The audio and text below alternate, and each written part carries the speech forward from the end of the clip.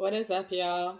Happy December. I want to check in with y'all and talk a little bit about dreads versus locks. And someone asked me the other day how I feel about people calling my locks dreads.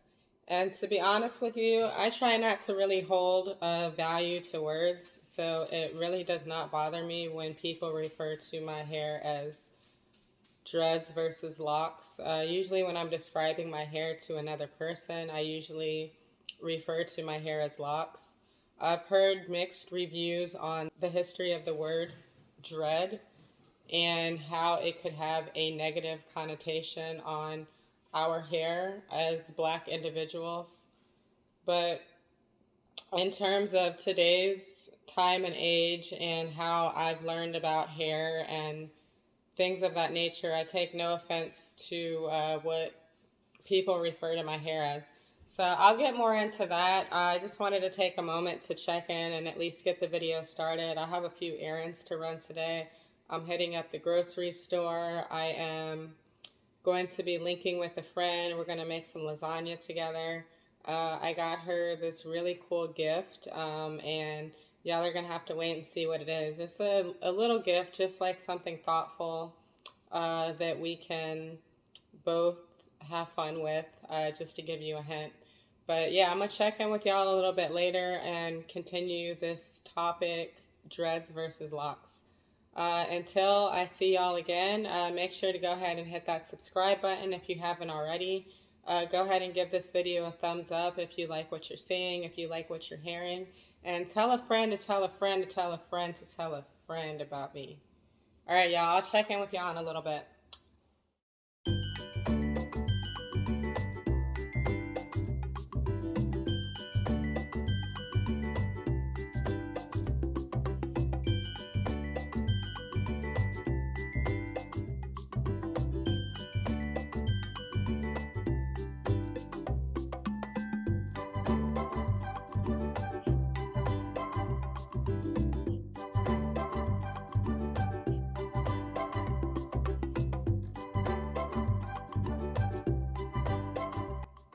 All right, I couldn't resist.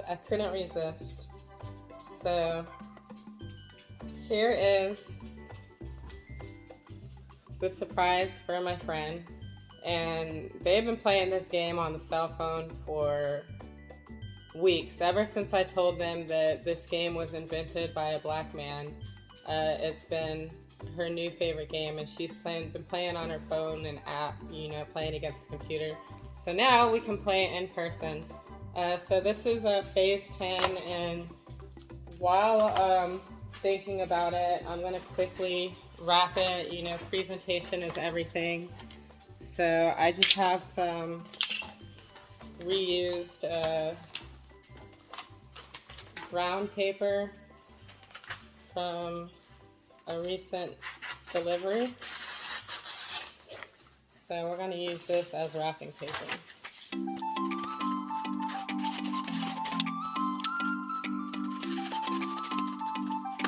Okay. And a quick fact is I love wrapping gifts. I've been wrapping gifts since I was younger, so this is definitely bringing it back. And my dad is like very particular about wrapping. Like, he'll get the patterns lined up and all that, so I'm gonna do a wrapping job that my dad would be proud of.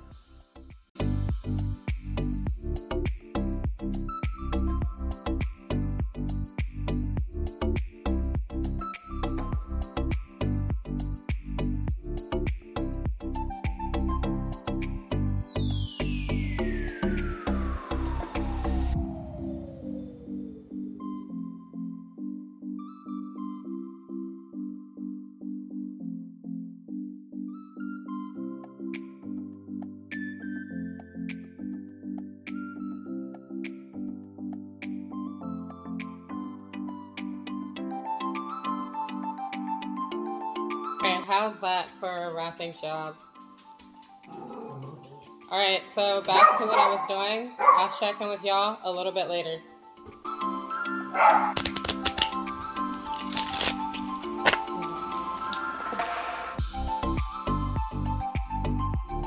Well, my bad. Trust and believe that today's topic is full of controversy. So, in the sake of not offending people, I will encourage you to do your own research and to take anything that I say as my version of what I've read and what I've seen and what I've heard, and nothing more than that. So, apologies in the beginning if you are easily triggered by this content, but today I just wanted to take a moment to address the difference between locks and dreadlocks. With that being said, I think that there are many different interpretations of what is considered dreadlocks versus locks. I've heard versions where dreadlocks are the spiritual locking process of the hair, whereas locks pertain specifically to a hairstyle with no spiritual attribution at all. So it just really depends on who you talk to. But when we look at the origins of history and where dreadlocks originated, most would argue that Africa is the origin of dreadlocks. Now, across the world, we see other cultures embracing locks, including India, including Irish, including Polish, including Jamaicans, and all of these cultures have their version of locks and different reasons for growing locks, whether they be tied spiritually or to a style. If you look at the context of the Bible, hair in that era is described like wool. So for me, visually, I see our gods and goddesses with fully locked hair. Again, I don't want to get into too much controversy. I just want to leave it on a level of learning and understanding. And another theory on the word dreadlocks goes back to when European slave owners brought Africans to America. They had locked hair and considered their hair to be dreadful, hence the name dreadlocks. And I think that's where a lot of people left it. They left it as dreadlocks being a negative connotation for this type of hairstyle. But when you look beyond this theory of the westernized colonizers calling our hair dreadful, if you look beyond that, you see in the 20th century a gentleman by the name of Marcus Harvey in Harlem started a movement that was spiritual and religious, a combination of different religions. And the followers of the movement, there was a lot of early adopters in Jamaica. Early adopters of this religion, they called themselves Dreads. And they grew their hair in this way of matted locks, and with them being called the Dreads, the style of their hair was called dreadlocks. And this was a term of empowering and endearment and an honor to God, in the sense that they dread God, they fear God, they respect God. So that, in a sense, is not a negative connotation of the word dreadlock. So I think that it is very much left to interpretation. There's many different theories on this. I just go by logic, what makes sense, and I'm not necessarily buying the whole westernized bringing Africans on ships. You know, I consider myself to be an American Indian. I don't believe that we were all bought here on boats once upon a time. I'd like to believe that although the origin of life is Africa, that in terms of early settlers and the areas of the world that are considered Africa today, I don't necessarily believe that all of the Black people, people of color, are from these parts of Africa and were bought here on ships. I think that this is part of a bigger debate and a whole nother topic to be discussed on that. I'm not going to get into too much details about that because I don't want to take away from what this video was initially supposed to be about, but I'm only going to subscribe to what I believe to be true and what I know to be true based on my beliefs. And again, this is like a very controversial topic. I'd love to hear other people's impression on the term dreadlocks and how do you prefer to refer to your hair. I personally refer to my hair as locks. When people do call my hair dreads or dreadlocks, I don't easily take offense to that. I think when people use words, there's usually context, and you'll know if someone is trying to be rude or nasty about how they refer to your hair. I think that's all left for interpretation, context, who's saying it, how it's being said. But generally, when people refer to my hair as dreads or dreadlocks, again, I'm not easily offended by that. I've kind of refrained from using that word myself just based on the negativity that it does bring for some people. So I will continue to refer to this type of wearing your hair as locks. And in terms of the history and the origin of this hair, it's so tied to a lot of spiritual and religious growth. And a lot of people believe that the energy is stored within your hair. And there's also a biblical story, the book of Samson, I believe, where he cuts his 7 locks and he becomes weak, and that kind of shows the depiction of the strength and energy that's held within our hair. One of the first thing that I see people doing when they're going through a significant life change is to cut their hair and to remove that energy that no longer serves them. So a lot of people don't even realize that we do a lot of the things that our ancestors once upon a time did as part of ceremony, and we do that without even realizing that it's completely related to what our ancestors did. The same goes as pouring out libations for our dead homies. That is definitely significant with our ancestry. A lot of the dances that we do, like beating your feet, and a lot of this is of spiritual origin. One thing that I've learned recently is that a woman is born with all of the eggs that she will ever possess. So with that theory, we have existed back before slavery, during slavery.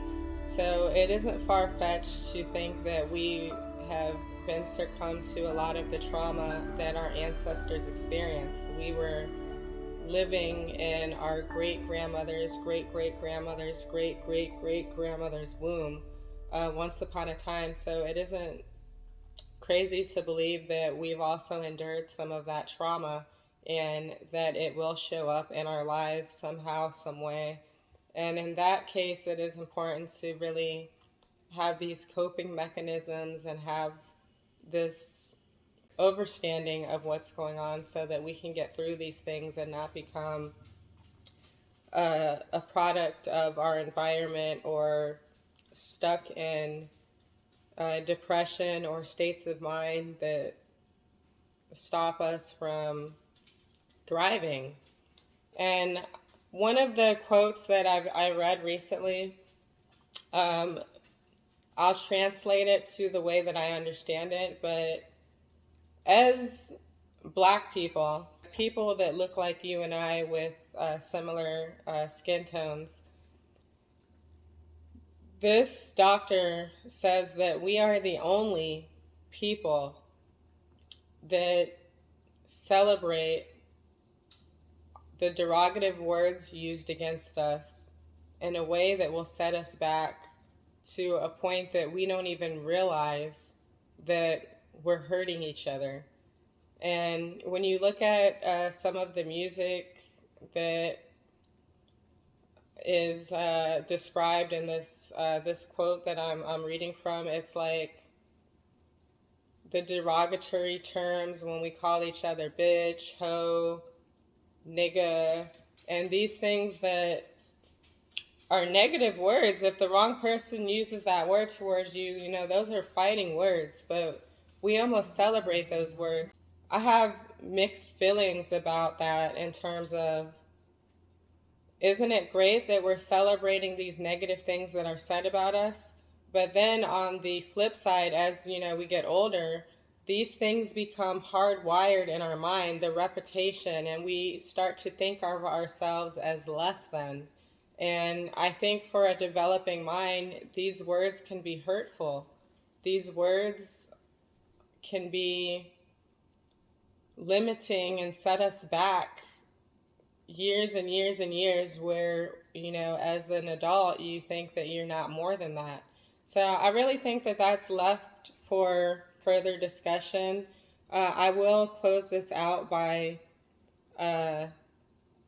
showing you the quote that I'm reading from in terms of like my translation of what I think. This topic is very heavy and it's taken different directions, so I'm gonna just leave it right here and see what some of y'all have to say about it. Correct me if I'm wrong, and the things that I've highlighted, I'm still learning, and I am definitely open to learning more and hearing different perspectives. So please leave your comments, leave your feedbacks. If you haven't already, go ahead and hit that subscribe button. Stay tuned for some more dope content. And until next time, peace and love. I'd figured I'd do a freestyle pertaining to today's topic, so bear with me. Are they dreads? Are they locks? That's all just talk. If you take offense, it's like throwing rocks, because sticks and stones may break bones, but words can never hurt you unless you let it get through that layer of your brain that makes you feel insane. I'm not going to give you that energy. I just think freely. Use what words you want. I ain't going to stunt. I am about to smoke this blunt. I'll keep it going for a little longer.